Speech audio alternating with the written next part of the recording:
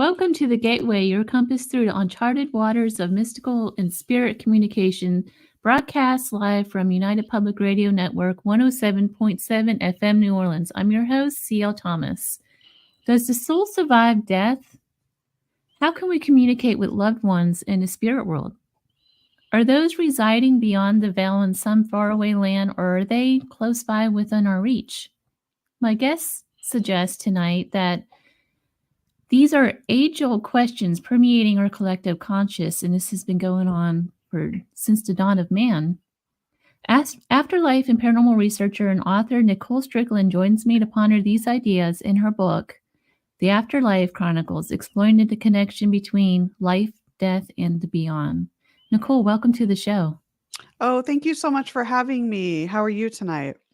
I'm good, and I'm so pleased to finally meet you.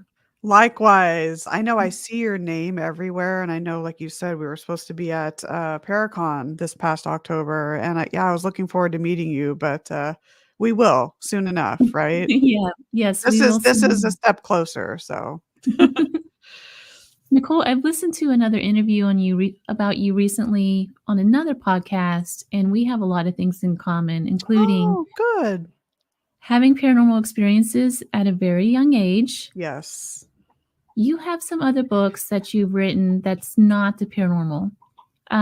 So what led you down this path to researching the afterlife and the paranormal? Oh my goodness. I think it just happened as it was supposed to. Like many of us, when we're young, we have experiences that we can't explain that gets us interested. And so for myself, I think as far back as I think I was around 4 or 5 when I started having experiences, and there was just something about ghosts and spirits and haunted locations and even history that really fascinated me from a very young age. And so that stuck with me, and I would read anything I could on the paranormal, watch anything I could. And then up until this was middle and high school, and then up until my college years, I had a very profound experience with the spirit of my maternal grandmother. And that's actually what got me out in the field, start investigating the paranormal and working with different people. So it's been a lifelong journey. I've been doing it half my life. So, and there's always something new to learn. I enjoy collaborating with others and hearing their points and listening to their experiences. So I always say in a short one word, or not one word, in a short sentence, it just happened as it was supposed to. So Do you feel like you're called to the paranormal in some fashion? I think so. I think so. Absolutely. Yeah, And it's a lot of something I people do. enjoy. There's a passion for it, and the topic's very interesting. So, but yeah, I do. What about you? Yeah, definitely. Mhm. You have a very similar story to mine in that, Really? yeah, you say that your first paranormal experience was around the age of 4. Mhm. Mine, it's the earliest memory that I have is of seeing paranormal things, seeing ghosts and Wow. things. Um, do you wanna talk about your experience at age 4? Yeah, I mean, I'm going based on what I can remember. I'm sure there are aspects of it that maybe I've forgotten, or maybe I get off a little bit, but what I can definitely remember, I was around 4 and a half, and just to preface this, I was born in Huntington Beach, California, which is a little beach town about an hour north of San Diego. Lived there for about a year, and then my mom, dad, and I moved out to Las Vegas, Nevada, because he got a job there. And so I started having experiences that I couldn't explain, but the one outside our pool, or in our backyard, it was in summertime. I don't know what month, probably like July or around there. And it was dusk, and we had a backyard pool in our backyard. So we were just getting out of the pool and drying off, and I was standing there, and it was my mom, dad, and I. And then all of a sudden, I saw with my own eyes this dark gray, not really black, it was more dark gray mass, like misty type form, morph into a humanoid shape, and it just floated right in between us. And so I don't know how I remember this, because so much is blocked out from my childhood, but I remember asking my mom. I said, "Mom, Dad, did you see the draft, like draft, why I chose to use that word?" at the age of 4, 4.5 to describe what I saw. I don't know, but that's the word I used. And I pointed to it. I said, "Did you see the draft?" And they were oblivious to it. But I definitely saw something and it morphed into a humanoid shape and it just floated right on past us. And also in that house around that age, I communicated with I think now that I look back, it was more or less maybe someone from maybe the gold rush days, that era, an older man, not too old, but older gentleman. I remember the gray hair, the white beard. He wore what looked like jeans. I don't know if they were jeans, probably not. But and then this checkered type of long sleeved shirt, which in a way wouldn't match the era of maybe the gold rush days, but that's who I saw. And I communicated with him. And I'm sure my parents just thought, well, she's at that age, imaginary friends, but it wasn't so imaginary. But that Right. experience by the pool was just so weird. And my parents were oblivious to it. So I don't know. Do you think that children have the capacity to see spirits more than because they're not as developed, I I think guess? so. I think so, yeah. I think they're not as preoccupied, I guess, with adulthood like we are. And so Yeah. my background's in education and teaching, so I've worked a lot with kids, but I think it's just they're more in tune with themselves and not so preoccupied, and they don't have as much ego as, us adults do and all of that. So I think that plays into why they're just a little bit more sensitive, or a lot more sensitive, I should say, than us adults. What's interesting is I lived in the Northeast for a time.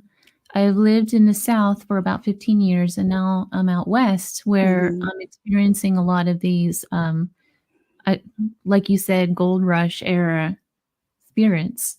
I used to think that the South was more haunted than anywhere else because of all the negativity around Mhm. slavery, the Mm. Civil War, and that kind of thing. And it does ring true to some extent. However, when I came here and started exploring ghost towns and things like that, this is like a total different ball game. Has that been your experience? Just with different areas, it's hard to Yeah. say. I think the history out here, being that it's so layered, especially with San Diego, with the Native Mhm. American period and the Mexican and the Rancho periods and all these different historical periods, I think that adds to it. But then that's a good question and a good thought to bring up. Then I wonder if maybe are we drawn to certain locations due to past lives, or maybe what we've experienced in a past life. But I mean, the South, I've heard the same thing. I mean, I've been to the South. I've never lived there, but with all the history and even the Northeast, it's different types, I guess, of history, and so it plays into the paranormal a little bit differently. But yeah, the West Coast is very, very active. So Mhm. And not just I'm starting to learn, and just in fact, this might sound a little crazy, but just this past weekend, I was in San Diego for work, oh, and yeah. I was picking up again. This is the second time this has happened on like elemental like things. Ooh, interesting. I wanna hear more. I don't know if you've heard of anything like that on the West Coast. I have actually, especially shapeshifters, and I can't for sure say that I've actually seen one. I was driving, the back way to Julian from San Diego, and we went over the back way, which is off Sunrise Highway, and it was odd. When you see things, the mind wants to explain it right away, but then it's Mhm. what you see, right? And it just registers in your mind that it's something very odd. So I was driving with a friend, and all of a sudden I saw this bird, like almost like a crow, but a little bit bigger, swoop down from the sky. And then all of a sudden, what I saw was it seemingly morphed into like a coyote type shape. Maybe it wasn't. It probably was just my eyes, but that's as close to what I've seen in terms of elementals. But my goodness, the story regarding them is interesting. I think the whole aspect of elemental energy is quite interesting. So, I've never had any experiences with elementals before until about 2 years ago. I've done an investigation, in Southern California where the haunting it was an old orchard, oh an wow. almond orchard, and it's haunted by you can see them, like, you walk through the aisles and you'll see them darting like little They're about 2 feet tall, So, like, gnomes or shadows. fairies around Yeah. that? It was the weirdest thing. It's the first time I've ever experienced anything like that, and then just this past weekend, I've experienced it again at another Southern California location, so it makes me wonder It about does, and, you don't know, I mean, I don't know what your thought is about how if they pertain to the history of the land or if it's just, regarding the protection of the land. There's so many different, thoughts onto the origins of them, but it is really fascinating. I see Betsy in chat. Hi, Betsy. Nice to see you. Yeah, she says, She's "Hello." she's so lovely. I love her so much. She's a great gal. Yes. Let's see what else. Yeah, so it's, I don't know, what are your thoughts on it with elementals? Do you think there's It's a certain interesting. origin to them, or do you think it I varies don't per know. location? Yeah. I just don't know. I always thought it was like an Irish thing or something, something overseas that's in Mhm. England or somewhere else. I never really thought about it until I experienced it firsthand, and it's interesting because this particular case I was on, the woman was very, very disturbed Mm. in this haunting, and we really wanted to help her, and, she this haunting is she was attributing that she had lost 3 children, and she was on her 3rd husband. Oh my So it was goodness. packing in threes where these people were just dying in her life, and she was really distraught when we came to her, and I actually called in a Native American because she was telling me that the land that it sits on used to belong to the Native Americans, and what they did in the '40s was they leveled everything out and then created farmlands to initially, feed America, Right. basically, and she said as they were plowing the land, it was given to her grandfather in a charter or something to produce the land and to grow food. And when they were leveling it and building the house, they actually uncovered a burial ground. Oh, wow. And Wow. the name of her street is actually it means skull in Spanish. So it's just a really interesting case. But I did call in a Native American to get his insight on it, and he was telling me that yeah, elementals could be used in Native American. Mhm. They would have used them, called them up, especially if they lost the land. They would have called them up to protect that land and make sure that no one else can make use of it because their people was moved off. Interesting. So, So it goes to show how history and the belief systems of certain cultures really can play into it. Wow, that's yeah, fascinating. I'm glad you were able to help her and make her feel more comfortable on her property yeah. for sure. So, So I have done some mediumship in the past couple years. When you are in communication with a spirit, for me, it's like a three-way kind of conversation. You have the sitter, and then you have the spirit that comes in, and then I act as kind of like a conduit, right? right. But I find only so much from these spirits are told from the other, like what the other side is actually about. Like it's left out. What do you think about that? Oh my goodness, about the other side and specifically maybe why we don't know more or why they don't elaborate more on it. Yes. I don't I've thought about this, and one thing that comes to mind is, maybe I don't know, maybe us mortals are not supposed to know everything. Maybe we're given glimpses of it, and maybe we're not supposed to know until it's our turn to transition. I don't know, but I think NDEs really are a gateway to really understanding what can await us on the other side, just because you have all these cultures of people, children, adults, elderly from all over the world that have these certain experiences during an NDE or shared death experience. And it's interesting to find out that a lot of the traits and a lot of the things they experience are so similar in nature. But I don't that's a good question. Maybe I don't know.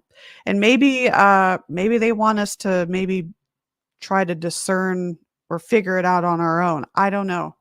I don't know. What are your thoughts on that? That's a good question.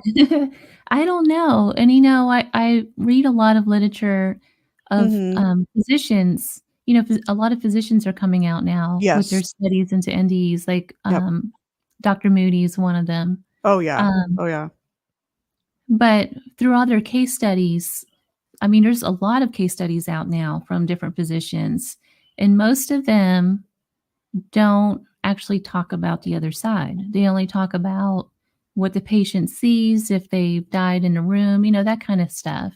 They never actually go into, they see a tunnel, I guess. They'll describe a tunnel, but then they don't actually describe what the other side is. Yeah, that's interesting. And I actually read, when doing some research, there's a physician, gosh, off the top of my head, I don't remember his name, and he thinks he might have a theory as to why people experience that tunnel effect upon death, and they, see the tunnel, they see the light at the end, they see loved ones at the end, or spiritual figures.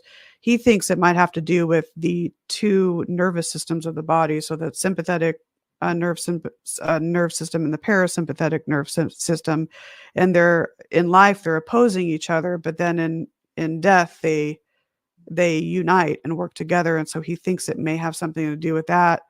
But I've read a lot on the different NDE types of stories, and there are people that have come forward and they've described what they saw during this experience, and it might be different according to someone's culture, but the colors are more vivid. The places, I guess, are similar to maybe their, like I said, their culture or their background.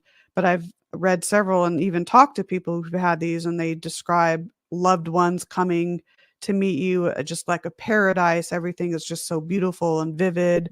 Even animals that have passed on will come and greet you. And I've heard this time and time again. So it does bring a little peace in knowing that, okay, well, there is something positive that awaits for us when it's our turn. Mhm. Your book is about connecting life, death, and then beyond. What are some of the significant connections you have learned from writing this book? Oh my gosh, writing this book, it's been pretty much my whole life so far, so 44 years, and just in my background in the paranormal, and then getting more into afterlife study, and just myself being an experiencer as well of paranormal events. I've concluded that, and again, I'm not stating this as fact. This is just kind of what I feel based on my own experiences and talking with people and research. I think that there's definitely a link between the mortal world and the afterlife, and that there is a very strong connection there, and it's getting stronger. Maybe there's some sort of shift in the cosmos that's allowing it. It could be that more people are open to it. It's not as taboo anymore, but there's this link between the two, and connections can be made with our loved ones, and even bonds and love that we have with them can grow even stronger even when they're passed on. So that's something that I really feel regarding that. So, do you have any thoughts on it? No. You're No. the expert on this book thing. Oh, no, oh gosh, no, I know, I feel like, oh gosh, expert, oh my gosh, maybe when I'm dead, I might be, but and I think about this too. Do you ever think about how when it's our turn to pass on and transition, that we're gonna get there and we're gonna be like, "Oh, so that's what it was about." "Oh, Yeah. it was so much easier than we thought." I don't It know, but it's it's fascinating. it's interesting because when you pay attention to the paranormal, I'd say you're most people are a little more spiritual and are looking Mhm. at life a little differently, right? It's not just about I think going to so. work and buying toys. We're looking into deeper meanings to things. Yes. And a lot of times, just through connecting with spirit, it's it's been a life-changing experience. I don't Oh, know, like, yeah. it's Absolutely. sometimes they're guides, sometimes they're just comfort. There's just it Oh. goes on and on. Oh, absolutely, and it's you touched upon an important aspect, and I think that us as humanity, we've been challenged a lot lately. The pandemic plus other things. There's a lot of challenge going on. There's a lot of negativity out there, and I think it's we're at the crossroads of really trying to elevate as a society, and as a collective society, but even individually. I think that there is some sort of I don't want to say enlightenment, but there's uh, maybe a higher vibration. People are trying to reach their higher vibration. And so sometimes you have to go through turmoil in order to get that maybe. But I think Mhm. people are desiring to uh, become one with themselves. And I think experiencing the paranormal and communicating with lost loved ones can really help open the door for that. Just a Yeah. thought. In your paranormal research, you have been to many different places, including the Queen Mary. Yes. I think you have a book about the Queen Mary. I have 3. Maybe you Yeah, I have know, I can't 3. stop writing about it, right? I mean, gotta do 3. Oh my gosh. Do you think Oh, you were man. on that were you on that ship, you think, Oh in your my past gosh. life? Yeah, I've been asked this so many times. It's interesting. I've had about 4, maybe 5 past life regressionists contact me. And they'll say things like, "Oh, I've read your books or I've read some of your posts about the Queen Mary. I really do think you have a past life on the ship." I think it's possible. There is a soul connection. But what's interesting is in my research when doing the writing for the books and just even with my friends, we have a core group of friends that visit the ship frequently for events and things like that. We're very close and we all love the Queen Mary. There's just a passion for the ship. But it's interesting because in my research, I've talked to former crew, former commodores, captains, war brides, passengers that have sailed on board the Queen Mary in various times of her seagoing days. And they too, many of them will say, there's just something about Queen Mary. There's just something about Mary in the sense that they feel this connection to it. So I've tried to understand that and I've tried to explain it. I don't know if maybe again we're allowed to know everything, but I do feel the ship is sentient, absolutely. And I feel it just has to do with she's one big giant magnet. She draws people. Since her inception, she's been bridging people from different walks of life and is continuing to do that. So there's just something very mystical, very enigmatic about the Queen Mary. And, if you can tap into that, and many people can, it's really great.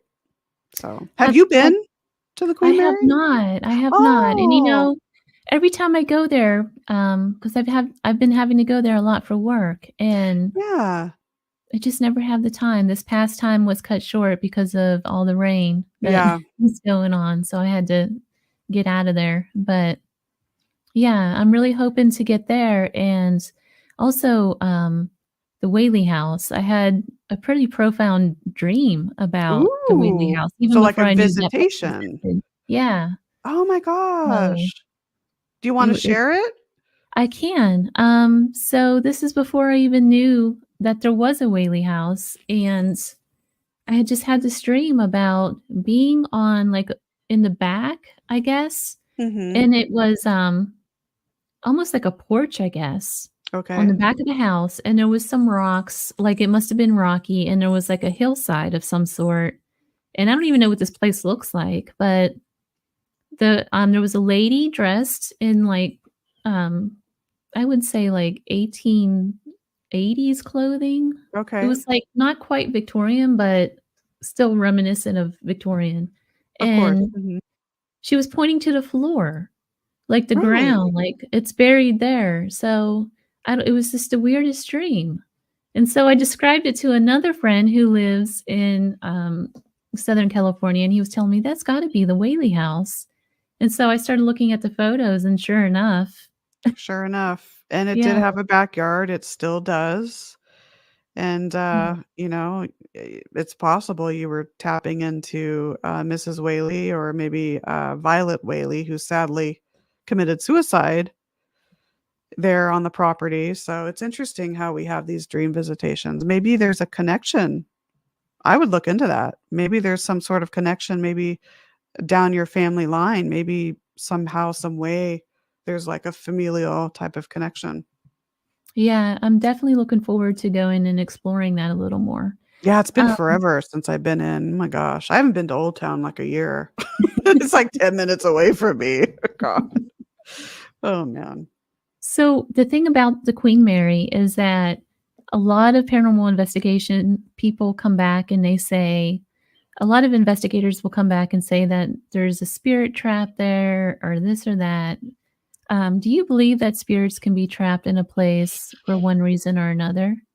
Let's I'm gonna preface this not talking about spirits, those who eventually evolve. So more or less for earthbounds, I think that in some cases for earthbounds, yes, they can be either they choose to, or maybe it's maybe they don't know they've passed, but for some reason, yes, I do believe that earthbounds or ghosts can somehow stay or be uh I guess, tagged on to a location for whatever reason. But again, we don't know if sometimes it could be by choice, maybe not. Maybe they're attracted to some piece of antique. Maybe there's unfinished business. Maybe they passed away in a tragic manner. It's hard to say. I know for the Queen Mary, and again, this is just spanning 20 years of me going on board. There is a mix of intelligent and residual type of energy. uh, so, but for me, and based on all of my experiences, everything there for me has been quite positive. I've never really had anything negative or anything like that. And considering the ship's history, yes, I mean, this ship saw everything from war to complete opulence to complete glory, war and famine, war and death. Maybe not famine, but war and death. And people did pass away on board. But, I think, the theory about Jackie in particular, the little girl, that's, really popular there, she's mostly seen and heard in the form of first and third class pool.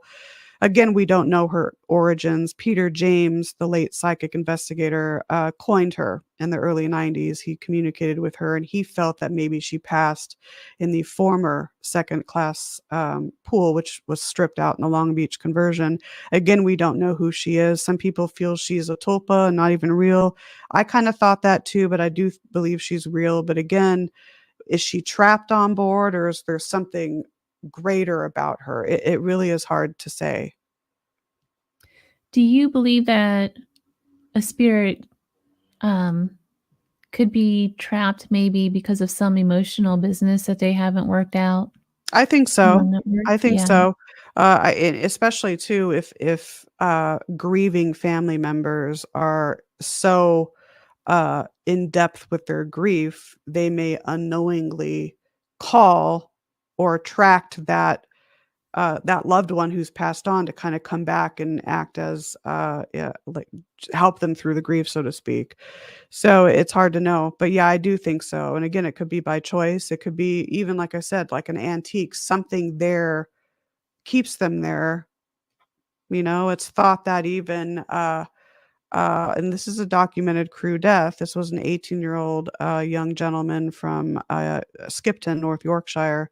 Just out of respect for the family, I'm sure you know who I'm talking about. People will know his name, but just out of respect for the family, I'm just going to use his initials, JP. So he hailed, like I said, from Skipton, North Yorkshire. At the age of 18, joined the Queen Mary in March of 1966, and then sadly, on July 10th, 1966, he was found wedged in watertight door number 13 on the shaft alley side. To our knowledge, no one saw what happened, but a crew member did find him wedged, crushed by that door. And his spirit has been said to be on board. He's very talkative, very likable. He seems to want to be on board. I've had experiences with him. But is he stuck?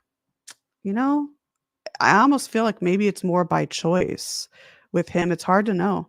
It really is.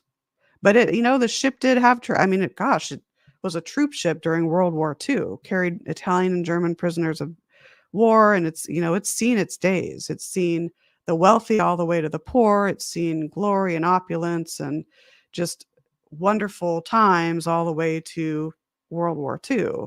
So, and I think that historically is a huge layer as to why it's so paranormally active. Right. Can one sort of prepare themselves in this life before death to avoid being trapped, you think? I do. I think so. That's a good point to make. Get rid of your unresolved issues, work through them, any amends you need to make with people, whatever it is. I do. I think that people can work toward that, and I think having a knowledge and an acceptance of death is important. To not be afraid of the unknown, to not be afraid of death. We will all physically die, But if you remember that our soul, our vibrance, our energy, what makes us us, that lives on. That disperses Mhm. out into the universe. And I think that is a very comforting aspect to remember. And even just writing the book, The Afterlife Chronicles, and hearing the stories from people, there's a sense of comfort there. And I know even through me, I don't know how you feel in your work in the paranormal, but for me, through my work in the paranormal, I'm not so afraid of death anymore. And I it's think that's comforting.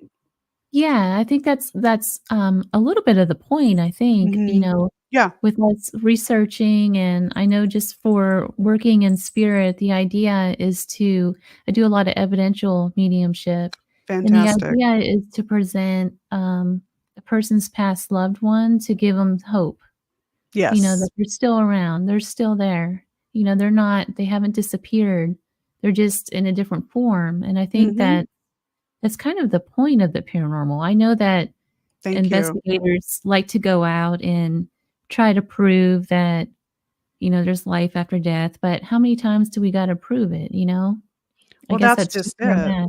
Yeah, is it if you're out to prove it, it's similar to caring about the end result more than the journey. So Yeah, if you're out to prove it, it almost takes away the learning and the experiences of what you're meant to have, and the knowledge that you're meant to gain through your experiences and studying it. So that's, right. yeah, thank you for saying that. That's a really good point. And talking with people and hearing, you can always tell when someone's a believer. Mhm. For example, with my cat Kaylee when she passed, it was my mom and I and one of the veterinarians who knew her and loved her. He started crying and he said the second she passed, he said, "Wow, I can feel her." And I thought, okay, yes, he's a believer. I think for people that do believe that, the soul does go on and that our loved ones, yes, physically may be gone, but their essence, their soul, their vibrance, that's always with us. And I think if you can hold on to that aspect, gosh, it's it right there. I mean, you're gonna still grieve and go through those stages, but you'll be that much more prepared for it. Right. And I'm not saying that it's bad to be a paranormal investigator to try to Mhm. figure out if some things exist or not, because we do need that too, especially for a Yeah. family who's fearful of something and then they find out that it's just a cat batting the toilet paper roll at night or something. Yeah. Right, I know, right? Peace of mind. Right, right. But at some point though too, um, I kind of attribute it to you're trying to prove to somebody that God exists, that's not what my job is. My job is just to present what I come in contact with basically, you know, Absolutely, at the end of the day. absolutely. Yeah, and that's what you tell clients. That's what we've told our clients. We're gonna present the information that we can come up with, whether it's historical information or genealogical, archaeological, and any events or experiences that we have or any type of evidence, we will present that to you. But, if you're wanting me to say that this place is absolutely haunted or whatnot, or if you want me to say, "Yes, this proves that you have spiritual activity," I'm not gonna phrase it like that. So, Right. Exactly. yeah. You mentioned the idea of a tulpa, and I wanted to talk about that for a minute because that word is thrown around a lot in the I paranormal know, world right now. I But know. it is interesting because, um, I've spent a night in a Bell Witch cave. I've held Robert the doll and spent some time with Robert the doll. Oh, Um, wow! you gotta wonder how much of these hauntings are actual for, like the more popular places is what I'm getting at. Like the cave, for instance. How much of that is actually generated from people going in there and Right, investigating over and over with their own energy? right. It's really tough to sift through, and it's a point I think that us investigators should always remember. It's if you look at a let's take, for example, Waverly Hills. I don't know why Waverly always comes to the top of my head in these examples, but you take Waverly Hills, and let's go way back to the first group of people that went in there. did they have as many experiences as the people going in now? So is a lot of it power suggestion or bias? Or if you go in with a preconceived notion of what you're supposed to experience, okay, here are the energies here, you're going to experience this on the third floor and that on the fourth floor. Yeah, it could be tainted. And so we have to sift through that. And that's, when tulpas come in a sense.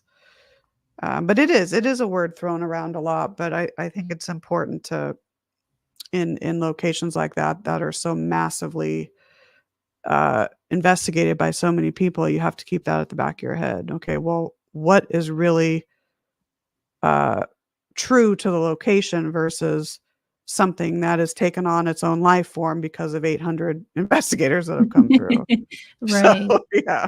Yeah. Like, okay, for instance, the girl that you talked about in the pool, did she really exist? We don't know. There's a similar story at the Goldfield Hotel I have where not been there yet. Can you imagine that? you Yeah, need to go. I need Maybe to I'll take go. you there. Yeah, on We can go investigating there one night. Yeah, that'd be great.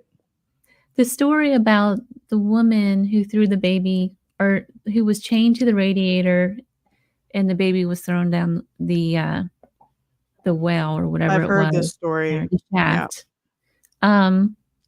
So I've done a lot of research into that. The story cannot be true. There's just no way. First of all, women weren't allowed in there. There is no shaft. I mean, it goes on and on and on. The guy that you're saying that did this was not even in the vicinity at the time. Yep. The way the hotel is constructed, people would have heard her at some point screaming and yelling, Right. especially if there's a shaft there.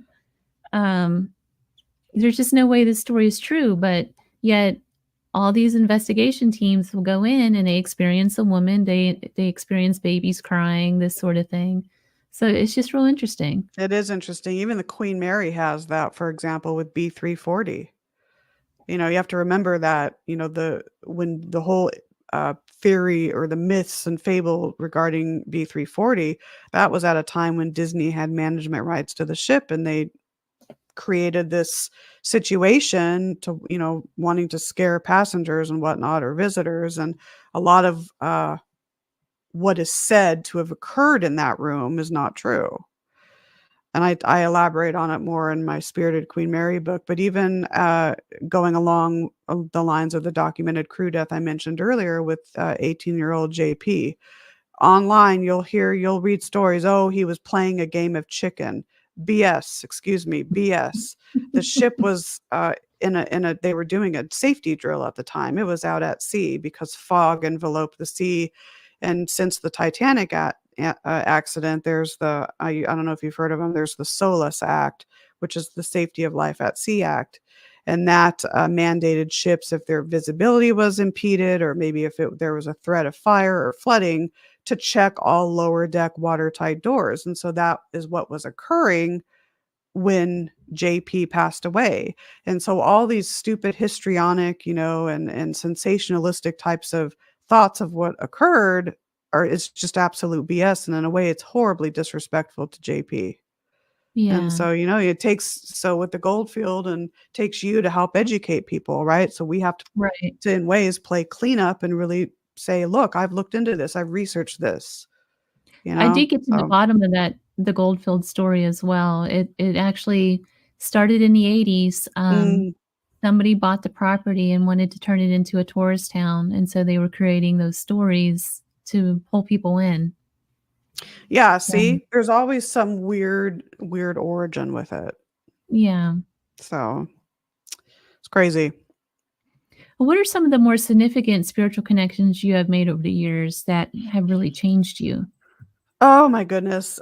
Familial wise, of course, my maternal grandmother, Helen Lopinto, that was just very profound. I was a senior at the University of Arizona when this occurred, and she called me the day before she passed, then passed away the following day on October 25th, which was actually on my mom, her daughter's birthday of all days. So I keep telling my mom, I'm like, Mom, don't die on my birthday as a joke, right? And anyways, there's a deeper meaning to that. But she appeared to me the following day in my apartment. Well, actually, I'm telling this wrong. It started out with me hearing various things like my front doorknob and bedroom doorknob would rattle by themselves. And interestingly, she would go around the house at night making sure all the doors were locked. To then it progressed to me feeling a disembodied hand across my face. I didn't see anything, but it felt comforting, and then it culminated into me actually seeing her full-bodied apparition. It looked as though there was a spotlight behind her shining against her back. Very comforting, but I have thought, I was very close to my grandmother. Did I project this? Was this some sort of bereavement hallucination on my part? I don't know. But I do think in some way she did connect with me, and I really credit her for getting me on this path.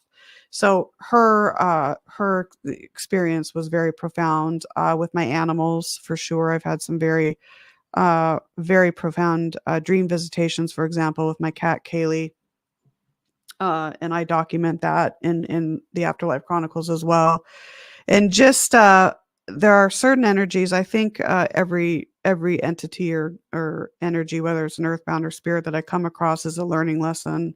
It offers more insight into the paranormal. So I can't really say I have favorite ones, but they're all educational, if that makes sense. But the Mm-hmm. Queen Mary, just because it's very near and dear to me, the connections I've made there have been uh, very profound. And even we had a tenure at the Rancho Buena Vista Adobe here in Vista. Vista's like about half hour north of San Diego. We ran tours there and then did private investigations, and just the connections there. I think when you have tenure at a site, it becomes more of a case study. So you get to know more about the history, you get to learn more about the energies. And that's always nice, as opposed to just getting, 6 or 8 hours one night Yeah. to investigate. Yeah, that's kind of what's happening with me in the Goldfield. I'm starting to Mhm. learn the different spirits there. It's kind of interesting because it's like I decided to undertake a writing project on it, and Oh, wow. it's like recreating it. It's like bringing back an entire town, you know, back to life. Yes. Yes. That's amazing. So you gonna write a book on it? I am. Oh, Yes. I can't let me know when it comes out. Oh my I gosh, I will. can't wait. Oh, I'd love to have it on my bookshelf. That's awesome. Can't believe I haven't been there yet. What's wrong with me? Oh my gosh. So, yes, I had a interaction with a particular spirit in Goldfield, and long story short, I seen this spirit in the graveyard there. And so I ran Oh, over and there was her tombstone, and I started doing some research on this lady, and it just led into an entire story that's not told about her. So that's what I'm writing about. that's amazing. Do you think she came to you for that reason because she perhaps maybe selected you to write about her? Do you think there's a connection there, or just it There happened is as it was supposed definitely to? Yeah, there's definitely some kind of connection there. I can't quite figure it out, but yeah, it's I found out so much stuff about this woman. She's not even buried under the correct name. So Oh my that's one thing gosh. that Oh, I that's wanna work on. terrible. Yeah, it's just real interesting. That's let me know when it comes out. I definitely wanna read it, because that place, it's on my bucket list. I need to make a trip up there. So in the comments, Nicole Ray, Psychic Seer, has a question. She says, "Nicole, did you ever see the little spirit of Jackie?" Yes, many times.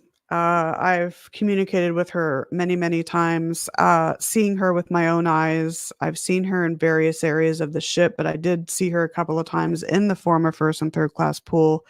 Picture a little Shirley Temple around the 6 or 7 years old. That's what I saw, as well as I think I was on A deck when I saw her a third time. And then sometimes I'll see her in my mind's eye, but I've heard her audibly with my own ears. I've captured EVPs and disembodied voices of her. So she's very active, very active. Why would a little girl hang around the ship, you think? Do they see it as the way it was, or do you think they can see it the way it is now?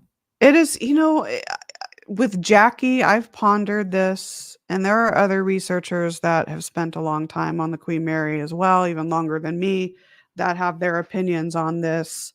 It's hard to know. Does she have origins with the ship?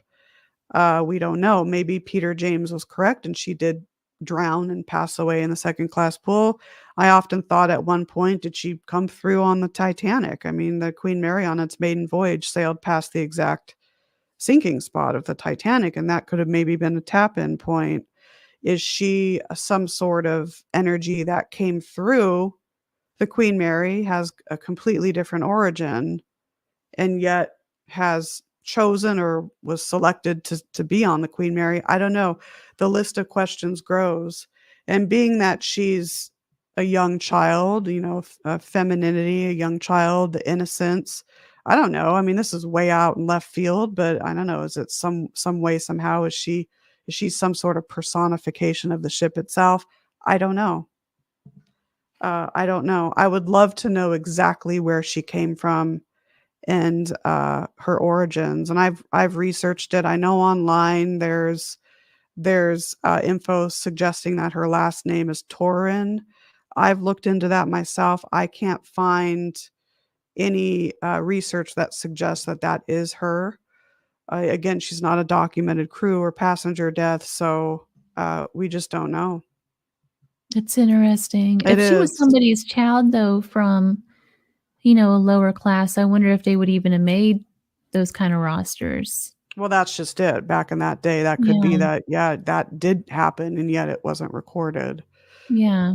Because I'm So, almost certain the Titanic, um, the steerage, they called them, I'm mhm. almost certain probably all of the names are not on the roster of who they actually lost, Right, right, or if, there were certain stowaways, or if the upper Yes. class brought, maybe their maid had a child and maybe that child wasn't recorded, it's hard to know. Mhm. It's But for very whatever reason, she's such an active, uh, spirit on board, but again, some people think she's not real and that she's contrived just because of all the stories. I thought about that too. I do think Jackie's real. I absolutely do. I think she was, a real, human spirit.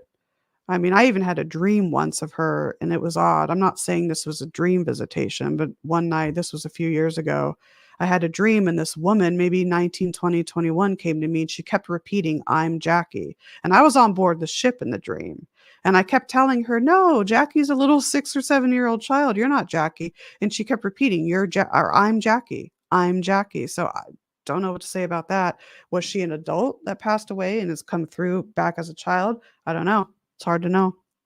That is such an interesting point too, because I've experienced a lot of that where somebody will come through, Yeah. but they come through as a child or a Mhm. different age than the age that they died. Mhm. Again, It's interesting. we just don't know. So you have a whole chapter about spirit projections and tulpas, and I know we discussed this already a little bit, but how can these influence the spirit realm? I know that um, they influence the way we perceive hauntings and things like that, but how do they actually influence the spirit realm? That's a good question. Again, I don't know if we can necessarily answer that. One thing that comes to mind is, maybe it's, in a way, reminders from the spirit world to maybe be a little bit more discerning and a little bit more, meticulous in how we do our research and how we define and characterize or classify certain types of entities, ghosts versus spirits, things like that. So maybe it's part of that. But I think it all plays into so how it affects us as investigators. In a way, it allows us to be a little bit more perceptive, and then so maybe the afterlife or those that are in the spirit world, maybe that's what they want from us. Maybe that's what they're projecting and saying, "Hey, you know what? It's good that these mortals are having these sorts of experiences because it'll help them to be a little bit more careful and trying to discern the truth from fiction and things like that, if I'm making sense." So, Yes, what are your absolutely. thoughts? Yeah, that's a good question. What do you think on that? I don't really, I don't know. I feel like, you know, if collective energy works in such a way, we could possibly open gateways to Right. the other world. So it makes Mhm. sense that if you put enough energy into a location that you would create that energy and open sort of a doorway to be able to communicate Right. that side. Yeah, no, that's true. I agree with that. And we see that, with the Bell Witch Cave. Oh, yeah. Robert Dahl is another one. I don't know. Waverly is one where you can't even go 10 feet within that place without experiencing something. Oh, I know. I have yet to see that. I mean, that's in the Keys, right? The Florida Keys. I've been to Florida, but I have not, been there yet. Lots of history, my goodness. So Robert Dahl is housed in this old military building. It's Hmm. it's a fort. It's a really old fort, and it was used in the Civil War, but Oh, no okay. battle actually happened there. It's actually really tragic. They sent a lot of young boys there because they knew that chances were they wouldn't be in battle, Right. but they ended up all dying of I think it was malaria. Oh my goodness. Oh my But goodness. when I was in that building, that's what I was picking up on was the sickness, the soldiers, nothing from Robert Dahl. So I'm wondering, the energy of the dollar, the energy that people have claimed to have experienced, if that's just collective energy from the sicknesses and whatnot. Right. I Yeah, don't it's know. it's possible, but it's just really interesting how that all works out. Yeah, I know. That's why history is so important.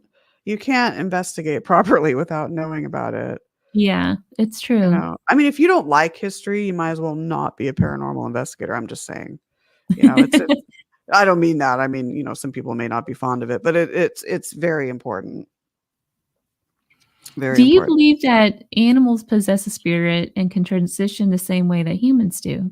I do, I think animals have souls, and in a way, I believe that animals, obviously, like kids, are even stronger and can be stronger intuitively than us humans.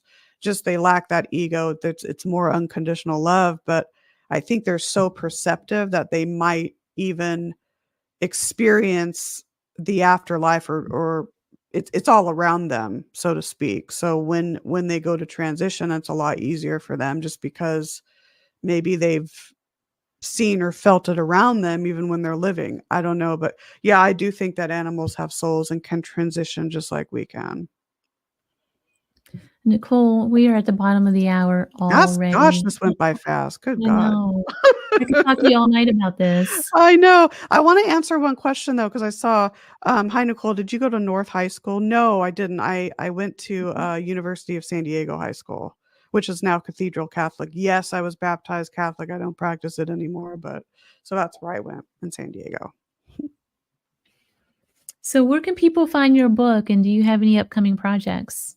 Yeah, so I have several books. You can go on my website, NicoleDStrickland.com. You can use author Nicole Strickland as well.com, but I added a domain, so NicoleDStrickland.com. That has pretty much everything. And then I'm on Facebook, different pages, but the handle at Nicole D. Strickland is my main one. And then Instagram, author Nicole Strickland. I don't use Twitter that much, but I am on it. So the acronym is at SDPRS Nicole.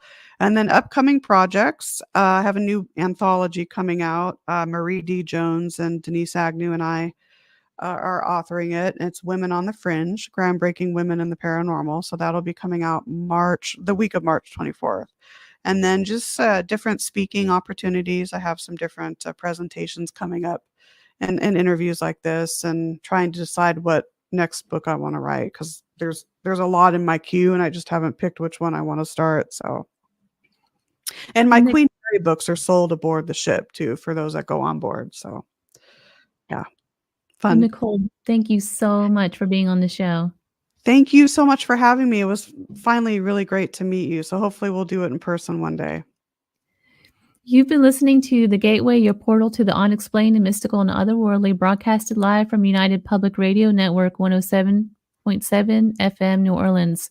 Find me online or on social media to find out the latest in books and artwork created by me at clthomas.org. Until